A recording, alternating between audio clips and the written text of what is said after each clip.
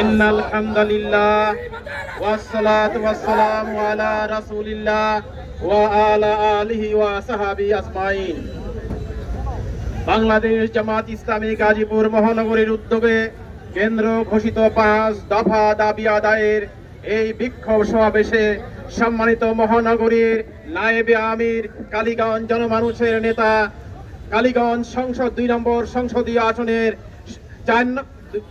5 নম্বর সংসদীয় আসনের সম্মানিত জামাত মনোনীত প্রার্থী জনাব খায়রুল হাসান, গাজীপুর 2 নম্বর আসনের জামাত মনোনীত প্রার্থী জনাব মোহাম্মদ হোসেন আলী, জামাতের সেক্রেটারি জনাব আবু সাইদ মোহাম্মদ ফারুক, সম্মানিত মহানগরী কর্ম পরিষদ সদস্যবৃন্দ, সম্মানিত থানা আমির বৃন্দ, সম্মানিত আইন শৃঙ্খলা রক্ষাকারী সদস্যগণ, সম্মানিত সাংবাদিক বন্ধুগণ, সম্মানিত গাজীপুরবাসী, আসসালামু আলাইকুম ওয়া রাহমাতুল্লাহ। আমি আজকে শ্রদ্ধা ভরে স্মরণ করছি জুলাইয়ের শহীদদের, যারা আত্মদান করলো, যারা অঙ্গহানি হলো, যারা চোখ দিয়ে দেখতে পায় না। প্রায় 2000 লোক শহীদ হয়েছে আর 22,000 লোক অঙ্গহানি ঘটেছে। আমি স্মরণ করছি শহীদদের, আর যারা পঙ্গু হয়েছে তাদের সমবেদনা জানাচ্ছি। প্রিয় ভাইরা, আমরা চাই ফেব্রুয়ারিতে ইলেকশন হোক। আপনারা কি চান ফেব্রুয়ারিতে ইলেকশন হোক? ফেব্রুয়ারিতে ইলেকশন হলে লেভেল প্লেইং ফিল্ড প্রয়োজন। লেভেল প্লেইং ফিল্ড নাই, আমরা তার জন্য আজকে আন্দোলনে নেমেছি। আমরা আন্দোলনে নেমেছি। জুলাই সনদকে এখনো সাংবিধানিক কোনো ভিত্তি দেওয়া হয় নাই। জুলাই সনদকে যদি সাংবিধানিক ভিত্তি দেওয়া না হয়, নির্বাচনের পর এটা ছুঁড়ে ফেলা হবে রাস্তায়। আমরা যারা স্বৈরাচার অন্যায়ভাবে মানুষকে হত্যা করলো, আমরা তাদের বিচার চাই। আপনারা কি বিচার চান? সুতরাং বিচারের আগে কোনো নির্বাচন হতে পারে না, বিচারও হতে হবে। ফেব্রুয়ারিতে নির্বাচনও চাই। প্রিয় বন্ধুরা, আমরা চাই এই জুলাই সংসদের আমরা যে সংস্কার দাবি করেছি, এই সংস্কার হলো প্রেসিডেন্টের ক্ষমতা আর প্রধানমন্ত্রীর ক্ষমতার ভিতরে ভারসাম্য আনতে হবে। যেদিন এরশাদ প্রেসিডেন্ট ছিল, সেনাবাহিনীর প্রধান ছিল, যেদিন সে পার্টির প্রধান ছিল, সেদিন স্বৈরাচার হয়ে জাতির উপরে বসেছিল।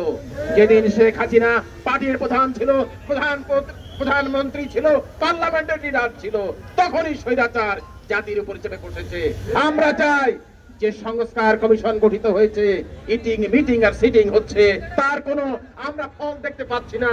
যদি ফল দেখতে পেতাম আজকে রাজপথে আন্দোলন করার কোনো প্রয়োজন হতো না।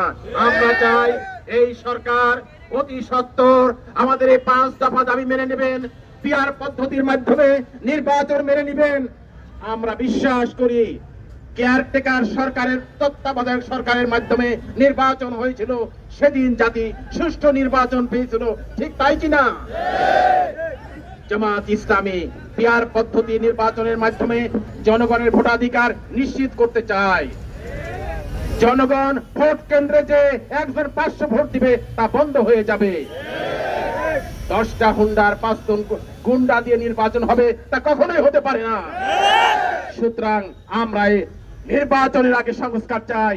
আমাদের খায়রুল হাসান ভাই সুন্দর গল্প বলেছেন, খালের ওই পার গেলেই ভাগ বাটোয়ারা হবে। যারা একসঙ্গে আন্দোলন করলো তাদের কোনো দাবি সেখানে থাকবে না।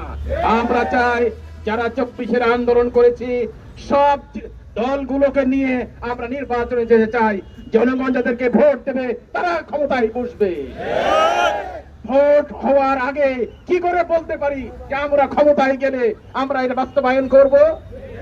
যারা এই কথা বলে তারা চাঁদাবাজ, যারা এই কথা বলে তারা ভোট ডাকাতি করতে চায়, যারা এই কথা বলে তারা জনগণের অধিকার মানতে চায় না। আমি বিশ্বাস করি আগামী দিনে জামাত ইসলামী এদেশের 18 কোটি মানুষকে সঙ্গে করে পিআর পদ্ধতির মাধ্যমে আগামী ফেব্রুয়ারিতে নির্বাচন চাই।